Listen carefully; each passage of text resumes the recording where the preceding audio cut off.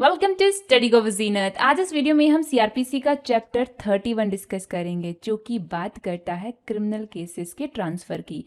हमने देखो revision application के बारे में पढ़ा था सेक्शन 402। अब यहाँ पर क्रिमिनल केसेस के ट्रांसफर की बात हो रही है और अपील के ट्रांसफर की बात हो रही है चैप्टर 31 में। तो इसमें आपके सेक्शन 406 से लेकर 412 तक के प्रोविजन दिए गए हैं। सेक्शन 406 में सुप्रीम कोर्ट को क्रिमिनल केसेस वगैरह ट्रांसफर करने की पावर दे रखी है। सेक्शन 407 में हाई कोर्ट को ये पावर दे रखी है। सेक्शन 408 में सेशन जज को ये पावर दे रखी है। तो यहाँ पर सेक्शन 406 से लेकर 408 तक ट्रांसफर वाले प्रोविजन है। देन सेक्शन 409 से 411 तक विड्रॉल वाले प्रोविजन है कि किसी पर्टिकुलर कोर्ट से कोई मामला विड्रॉ किया जा रहा है तो जो विड्रॉल करने की पावर सेशन जज को दे रखी है वो है आपकी सेक्शन 409 में। जुडिशियल मजिस्ट्रेट को जो विड्रॉल करने की पावर दे रखी है वो है आपकी सेक्शन 410 में। और एग्जीक्यूटिव मजिस्ट्रेट को जो विड्रॉल करने की पावर दे रखी है और साथ ही मेकिंग ओवर करने की जो पावर दे रखी है वो है आपकी सेक्शन 411 में। और यहाँ पर सेक्शन 408 से लेकर सेक्शन 411 तक कोई भी जज या कोई भी मजिस्ट्रेट कोई भी ऑर्डर अगर वो देते हैं तो वो ऑर्डर क्यों दिए हैं इसके रीजंस देने के लिए बोल रखा है सेक्शन 412 में। तो ये मैंने आपको शॉर्ट में बता दिया कि इन सभी सेक्शन में क्या क्या चीजें हैं। तो अब हम इन सेक्शंस को एक एक करके डिस्कस करेंगे। वीडियो को शुरू करने से पहले आप लोगों से मुझे एक फेवर चाहिए कि आप मुझे कमेंट सेक्शन में बताया करो कि वीडियो कैसा लगा। कुछ भी मतलब लिखा करो कमेंट सेक्शन में, बट एटलीस्ट कमेंट सेक्शन भर दिया करो। आईपीसी एंड सीआरपीसी ये दो सब्जेक्ट ऐसे हैं जिनके वीडियो कोर्स अवेलेबल हैं और ये जो सब्जेक्ट यहाँ पर मेंशन है इनके पीडीएफ नोट अवेलेबल है। अगर आपको परचेस करना है तो आप परचेस करने के लिए या तो मुझे मेल कर सकते हैं, मेरा ईमेल एड्रेस आपको स्क्रीन पर दिख ही रहा होगा, या फिर आप मुझे मेरे टेलीग्राम आईडी पर मैसेज कर सकते हैं जो कि यहाँ पर मैंने मेंशन कर दिया। जब आप मुझे मैसेज करेंगे या फिर मेल करेंगे मैं आपको पूरी डिटेल दे दूंगी इन सभी के बारे में जो भी आपने परचेस करने के लिए मुझे मेल या मैसेज किया होगा। तो चलिए शुरू करते हैं आज का वीडियो। सेक्शन 406 की हेडिंग प्रीलिम्स में पूछी जाती है और इस सेक्शन को आप इंडियन कॉन्स्टिट्यूशन के आर्टिकल 139A से रिलेट कर सकते हैं। तो अब जल्दी से आप कमेंट सेक्शन में बताओ कि इंडियन कॉन्स्टिट्यूशन का आर्टिकल 139A क्या कहता है। तो अब यहाँ पर सेक्शन 406 की अगर बात की जाए तो सबसे पहले देखो यहाँ पे कह रहे हैं कि अगर सुप्रीम कोर्ट में किसी केस या अपील को ट्रांसफर करने के लिए एप्लीकेशन डाली जाती है, ध्यान ये रखना है किस तरह की एप्लीकेशन सुप्रीम कोर्ट में बाय मोशन की जाएगी, क्योंकि ऑनरेबल सुप्रीम कोर्ट या फिर हाई कोर्ट में जाने का एक परफॉर्मा होता है जिसको कहते हैं मोशन। अगर एप्लीकेशन की जा रही है अटॉर्नी जनरल ऑफ इंडिया के द्वारा या फिर advocate general of the state के द्वारा, तब एफिडेविट या अफर्मेशन वगैरह लगाने की जरूरत नहीं है। बाकी अगर कोई और कर रहा है application for the transfer, like जो पार्टी इंटरेस्टेड है वो कर रही है, तो उनको जरूरत है क्या, एफिडेविट लगाने की या फिर अफर्मेशन लगाने की।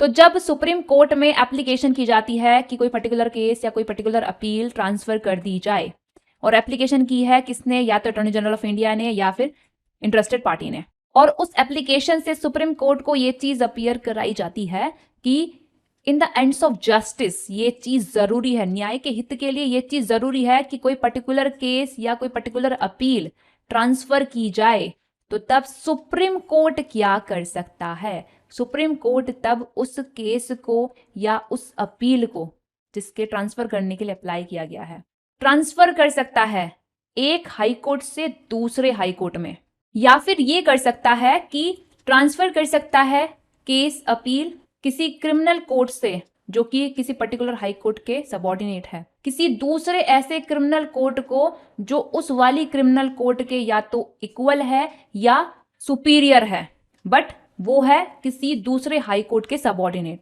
फॉर एग्जाम्पल हाई कोर्ट 1 के नीचे एक क्रिमिनल कोर्ट है जिसका नाम है C1 क्रिमिनल कोर्ट, और इस C1 क्रिमिनल कोर्ट से कोई केस या फिर अपील करानी है ट्रांसफर, तो तब सुप्रीम कोर्ट गए या तो अटॉर्नी जनरल ऑफ इंडिया या फिर इंटरेस्टेड पार्टी, उन्होंने एप्लीकेशन लगाया सब सेक्शन 2 वाली फॉर्मेलिटी को पूरा करते हुए, और फिर अब सुप्रीम कोर्ट क्या कर सकता है, अब सुप्रीम कोर्ट दूसरे हाई कोर्ट के सबऑर्डिनेट इसके जैसे ही जो क्रिमिनल कोर्ट है लाइक C2 कोर्ट इसी के जैसे जुरिसडिक्शन रखती है वहां पर ट्रांसफर कर सकता है केस और अपील, या फिर इससे सुपीरियर जो दूसरे हाई कोर्ट के सबऑर्डिनेट कोर्ट है, मान लो C3 कोर्ट सुपीरियर है, वहां कर सकता है। तो बात है कुल मिला के ये।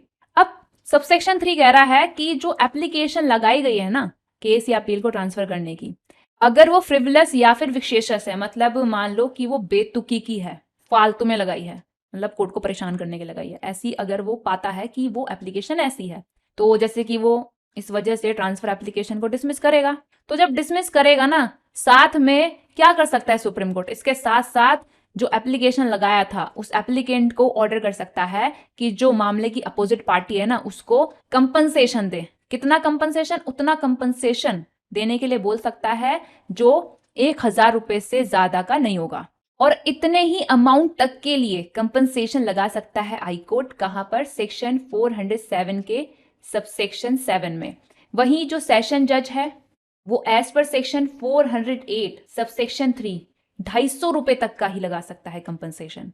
तो ये चीजें आपने ध्यान रखनी है। अब यहाँ पर कुछ केसेस अगर हम देखें तो एक केस आता है नाजमा नाज वर्सेस रुखसाना बानो 2022 का। इस केस में कहा गया था कि सुप्रीम कोर्ट के द्वारा सेक्शन 406 के तहत किसी पर्टिकुलर केस को ट्रांसफर करने का ये सफिशिएंट ग्राउंड नहीं हो सकता है कि जो सबऑर्डिनेट कोर्ट का स्टाफ है वो गलतियां कर रहा है, फॉल्ट कर रहा है या डिले कर रहा है। ऑलराइट। वहीं Afzar Ali Shah versus state of West Bengal 2023 के केस में ये कहा गया कि सेक्शन 406 में सुप्रीम कोर्ट को जो केसेस और अपील ट्रांसफर करने की पावर दे रखी है वो स्पेरिंगली यूज की जानी चाहिए। वो तब यूज की जानी चाहिए जब ये चीज एविडेंट हो रही है कि भाई अगर नहीं की ना ये पावर एक्सरसाइज तो तब जस्टिस के लिए ये चीज सीरियस रिस्क हो सकती है। वहीं योगेश उपाध्याय वर्सेस अटलाना लिमिटेड 2023 के केस में ये कहा गया कि नेगोशिएबल इंस्ट्रूमेंट एक्ट के तहत आप पढ़ते हैं सेक्शन 142 सबसेक्शन 1, भले ही वहां पे कुछ भी लिखा हो, हमें उससे कोई मतलब नहीं है, तब भी सुप्रीम कोर्ट सेक्शन 406 के तहत चेक रिलेटेड केसेस को एक स्टेट से दूसरे स्टेट में ट्रांसफर करने की authority under section 406 of CrPC exercise कर सकता है। तो यहां पर ये हो गया आपका सेक्शन 406 डी एंड। सेक्शन 407 में केसेस इन अपील को ट्रांसफर करने की हाई कोर्ट की पावर बता रखी है, और ये जो पावर दे रखी ना हाई कोर्ट को, इसको इस आधार पे चैलेंज नहीं किया जा सकता है कि ये आर्टिकल 14 का वायलेशन करती है, क्योंकि ये पावर आर्टिकल 14 में जो किया जाता है ना रीजनेबल क्लासिफिकेशन, उसी पर आधारित है। और ये चीज कही गई थी AR अंतुल्य वर्सेस नायक के केस में। तो कहता क्या है सेक्शन 407? देखो इस सेक्शन में ये चीज कही गई है कि अगर हाई कोर्ट को लोअर कोर्ट ने रिपोर्ट करी और इनमें से कोई भी चीज अपीयर कराई, या फिर इंटरेस्टेड पार्टी ने एप्लीकेशन किया है और इनमें से कोई भी चीज हाई कोर्ट को अपीयर कराई, या फिर हाई कोर्ट को सुओ मोटो इनमें से कोई भी चीज अपीयर अगर होती है, क्या चीज अपीयर होती है या फिर क्या चीज इनमें से किसी के भी द्वारा अपीयर कराई जाती है, क्या चीज है वो चीज ये है कि हाई कोर्ट के सबऑर्डिनेट कोई पर्टिकुलर क्रिमिनल कोर्ट जो है उसमें कोई इंक्वायरी या ट्रायल जो चल रहा है वो फेयरली नहीं हो सकती है, वो इम्पार्शियली नहीं हो सकती है, या फिर अनयूजुअल डिफिकल्टी वाला कोई क्वेश्चन ऑफ लॉ अराइज हो सकता है, या फिर सीआरपीसी के किसी प्रोविजन के तहत रिक्वायर किया गया है कि सेक्शन 407 के तहत हाई कोर्ट ऑर्डर पास करे, ऑर्डर दे, या फिर सेक्शन 407 के तहत ऑर्डर दिया जाना पार्टीज या विटनेसेस की जनरल कन्वीनियंस के लिए जरूरी है, या फिर ये चीज जरूरी है एंड्स ऑफ जस्टिस के लिए,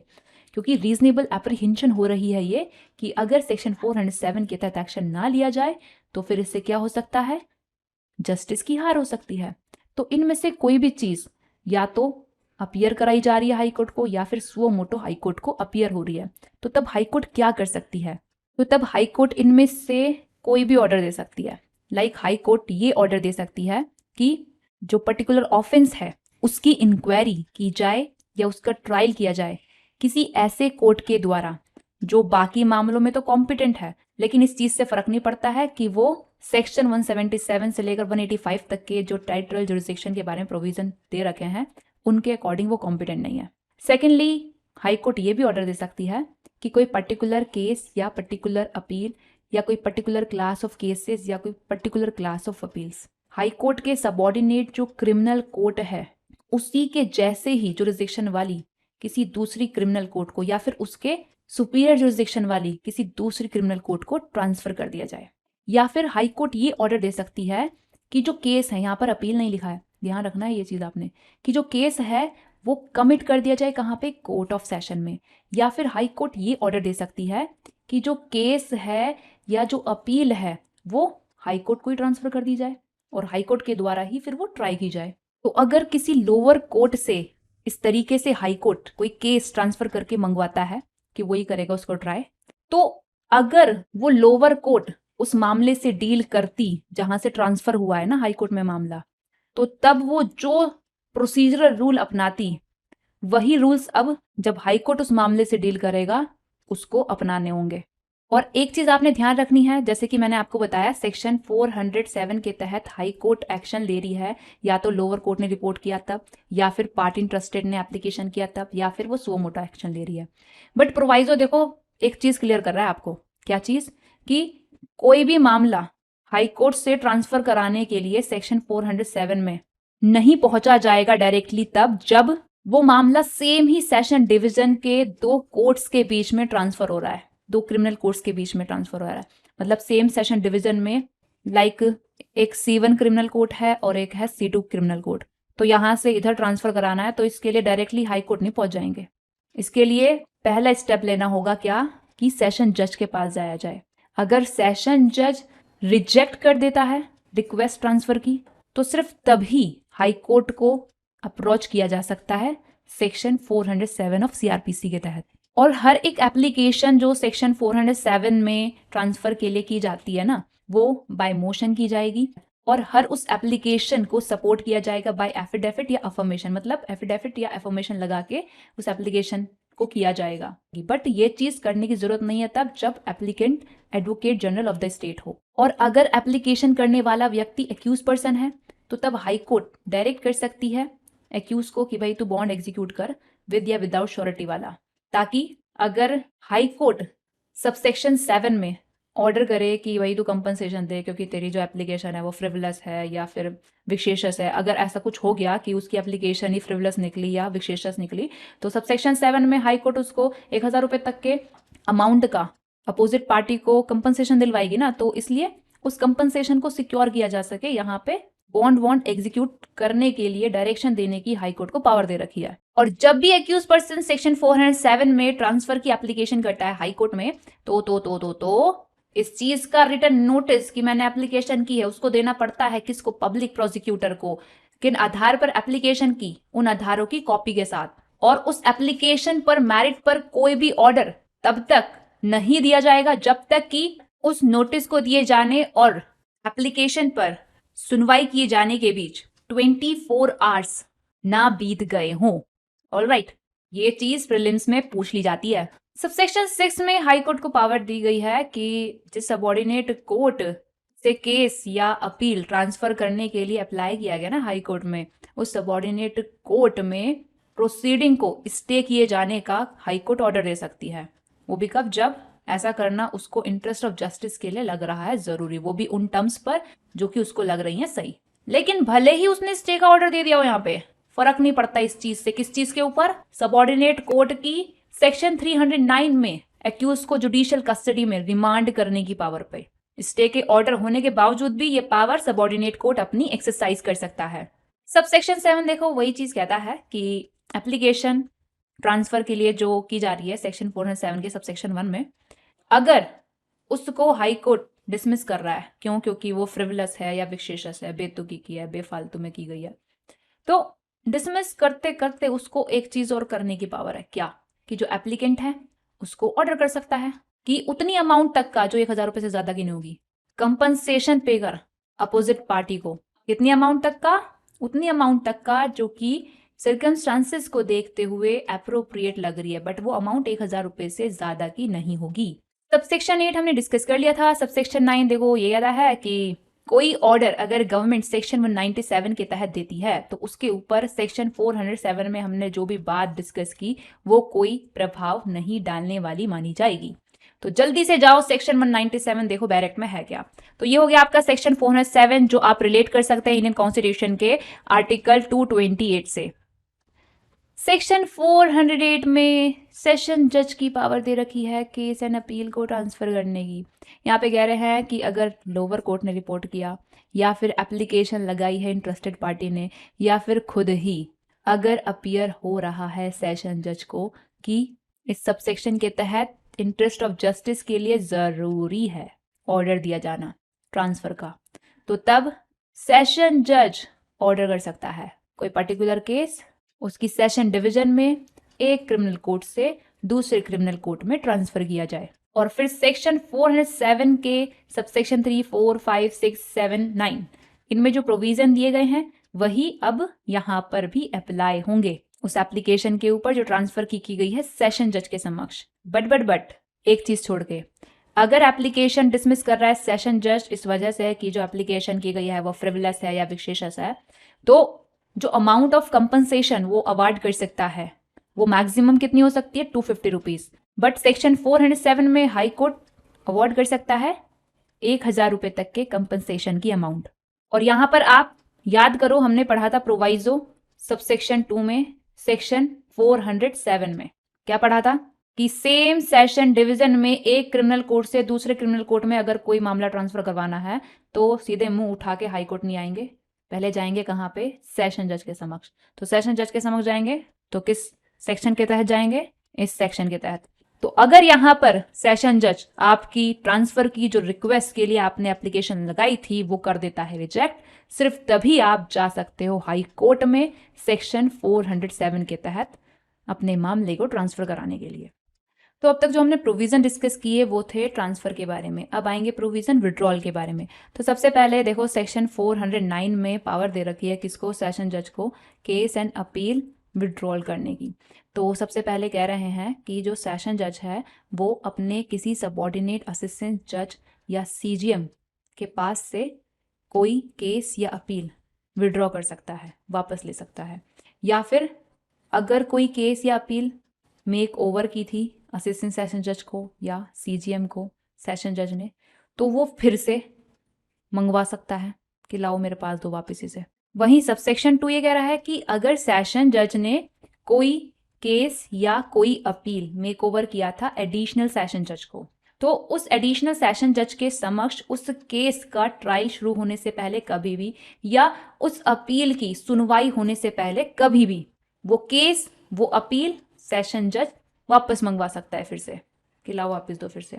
बट ध्यान रखनी है चीज कि ये चीज की जा सकती है ट्रायल शुरू होने से पहले उस केस में। वहीं अगर अपील के संबंध में की जा रही है तो उस अपील की सुनवाई शुरू होने से पहले। और इसीलिए state of West Bengal versus Gangadhar के केस में कहा गया कि एडिशनल सेशन जज ने उस मामले में जो कि सेशन जज ने मेक ओवर किया था एडिशनल सेशन जज को, ट्रायल अगर शुरू कर दिया है तो तब उस मामले का सब्सिक्वेंट ट्रायल अगर सेशन जज करेगा तो वो माना जाएगा illegal and beyond jurisdiction of session जज, क्योंकि उस पर्टिकुलर केस को वो एडिशनल सेशन जज के पास से उस केस का ट्रायल शुरू होने से पहले किसी भी टाइम मंगवा सकता है लेकिन उसके बाद नहीं मंगवा सकता है। तो इसका मतलब साफ साफ ये है कि फिर उस केस को वो ट्राई भी नहीं कर सकता है। और जब सबसेक्शन 1 में या सबसेक्शन 2 में कोई केस या अपील सेशन जज विड्रॉ कर रहा है या रिकॉल कर रहा है तो फिर अब उस केस या अपील के साथ सेशन जज क्या करे, इस चीज के लिए दो ऑप्शन यहाँ पर दे रखे हैं। या तो सेशन जज उस केस को ट्राई कर सकता है खुद ही अपनी कोर्ट में, अगर अपील है वो तो खुद ही उसकी वो सुनवाई कर सकता है, या फिर वो सीआरपीसी के प्रोविजन के तहत किसी और कोर्ट को ट्रांसफर कर सकता है। सेक्शन 410 में जुडिशियल मजिस्ट्रेट की पावर दे रखी है केसेस के विड्रॉल को लेकर। तो सबसे पहले सबसेक्शन 1 में सीजीएम के लिए बोल रहा है कि जो सीजीएम है वो क्या कर सकता है, कोई भी केस अपने किसी सबऑर्डिनेट मजिस्ट्रेट के पास से वापस ले सकता है, या फिर अगर उसने अपने किसी सबऑर्डिनेट मजिस्ट्रेट को मेक ओवर किया था कोई केस तो फिर उससे वो रिकॉल कर सकता है केस कि ला के दे मुझे वापस। एंड देन उस मामले की इंक्वायरी और ट्रायल वो या तो खुद कर सकता है या फिर इंक्वायरी और ट्रायल के लिए वो मामला रेफर कर सकता है किसी अदर ऐसे मजिस्ट्रेट को जो कि उस केस की इंक्वायरी या ट्रायल करने के लिए कॉम्पिटेंट हो। एंड सिमिलरली सबसेक्शन 2 में जुडिशियल मजिस्ट्रेट के लिए कह रहे हैं कि कोई भी जुडिशियल मजिस्ट्रेट, यहाँ पे तो सबसेक्शन 1 में सीजीएम के लिए बोल रहे थे, अब सबसेक्शन 2 में कह रहे हैं कि कोई भी जुडिशियल मजिस्ट्रेट क्या कर सकता है, सेक्शन 192 के सबसेक्शन 2 में अगर उसने किसी अदर मजिस्ट्रेट को मेक ओवर किया था कोई मामला तो उसके पास से वो वापस मंगवा सकते हैं मामले को, और फिर उस मामले की इंक्वायरी और ट्रायल वो खुद कर सकता है। सेक्शन 411 में दे रखी है एग्जीक्यूटिव मजिस्ट्रेट की पावर मेकिंग ओवर करने की एंड विड्रॉल करने की। तो सबसे पहले कह रहे हैं कि कोई भी डिस्ट्रिक्ट मजिस्ट्रेट या फिर एसडीएम क्या कर सकता है, मेक ओवर कर सकता है कोई भी प्रोसीडिंग जो उसके समक्ष शुरू हुई थी डिस्पोजल के लिए, किसको, उसके सबऑर्डिनेट किसी भी मजिस्ट्रेट को। और साथ ही पावर है डीएम और एसडीएम को ये भी कि वो क्या कर सकते हैं, कोई भी केस उनके सबऑर्डिनेट किसी भी मजिस्ट्रेट से विड्रॉ कर सकते हैं, वापस ले सकते हैं।